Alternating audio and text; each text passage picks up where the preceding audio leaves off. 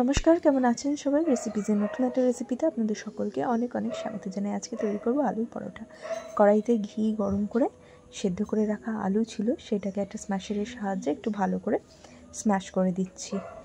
এখানে এটা ভালো করে স্ম্যাশ করে দিয়ে ততক্ষণে ঘিটা ওখানে গরম হয়ে গলে গেছে, তার মধ্যে স্ম্যাশ করে রাখা আলুটা দিয়ে ভালো করে নেড়ে চেড়ে নেব।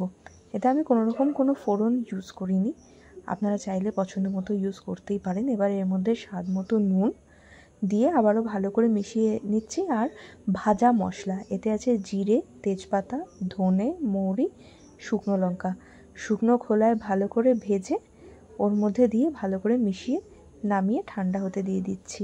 তারপরে এখানে আটা মেখে রাখা ছিল, লেচি কেটে এবার একটা বাটির শেপে সুন্দর করে তৈরি করে নিয়ে একটু করে আলুর পুর ওর মধ্যে ভরে মুখটা ভালো করে বন্ধ করে নিয়ে এবার যেরকমভাবে রুটি বেলা হয় সেইভাবে একটু বেশি করে আটা দিয়ে বেলে নিলেই কোনো দিকে ফাটবেও না আর পুর বেরিয়েও আসবে না।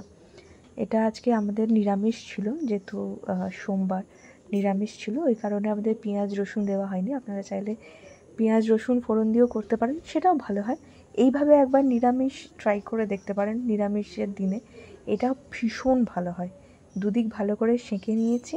এবার এর উপরে একটু ঘি দিয়ে ভালো করে খুন্তি দিয়ে ঘিটাকে আমি পুরো পরোটার মধ্যে স্প্রেড করে দিচ্ছি। দিয়ে এবার আরেকটা দিক আমি পাল্টে দেবো।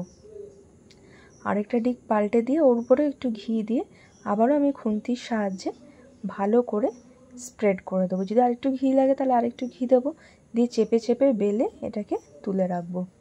এখানে আমার পরোটা সবগুলো হয়ে গেছে। এবার বানিয়ে নিচ্ছি রায়তা।